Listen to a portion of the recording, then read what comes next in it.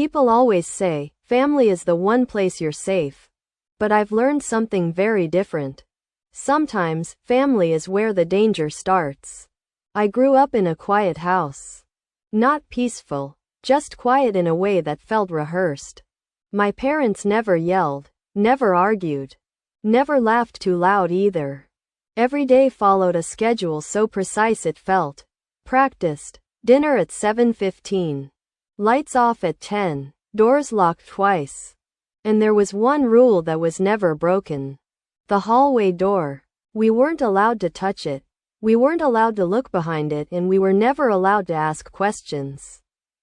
There was no handle on the inside, only the outside.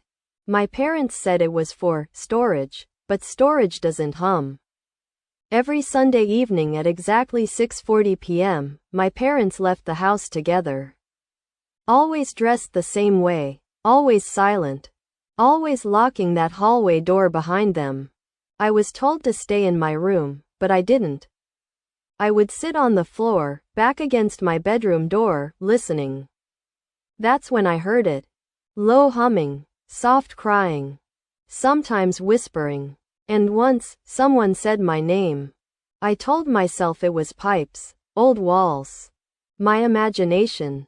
That's what you do when you're a kid in a house that doesn't explain itself. You learn to make excuses before you learn the truth. On my 18th birthday, everything changed.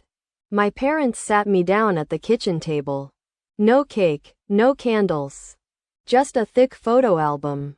My mother slid it toward me and said, "It's time you understand." Inside were photographs. People standing in the hallway. Different clothes, different years. But the same face, my face. Or, versions of it. Some older, some younger. Some with scars I didn't recognize. I felt sick. I asked if they were relatives. My father shook his head and said something I'll never forget. "They're not family. They're replacements." I laughed. I had to. Because the alternative was screaming. I told them this wasn't funny. My mother didn't blink. She said, "Not all versions survive." That night, I didn't sleep. I packed a bag. I waited until Sunday. When they left at 6:40 p.m., I followed them. They drove to a part of town that doesn't exist on maps. An old building marked closed. No lights. No sign of activity.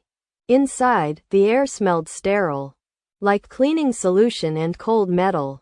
People stood in pairs. Perfect posture. Unblinking.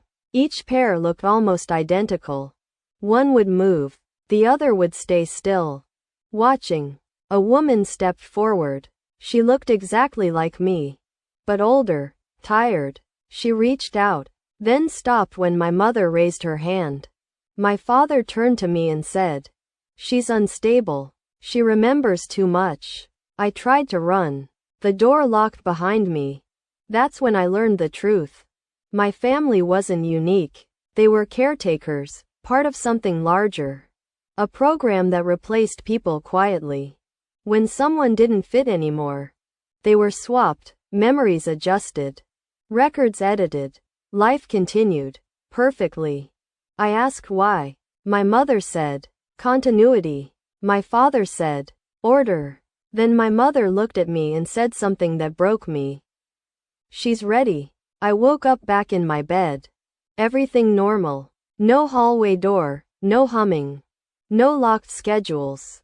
My parents smiled more, too much. I checked the mirror. There was a scar on my wrist. One I didn't remember getting. I tried to leave the house. The neighbors stared. A woman across the street whispered, "You're back?" I checked my phone. Photos I didn't remember taking.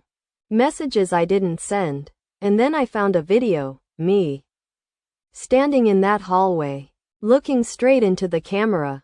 Saying, "If you're watching this, it worked. But they're still here." The video cut off. That night the humming came back. From inside my head. And I realized something worse than the truth. I don't know if I'm the original. And neither do you. Somewhere, there's a version of me who never came back.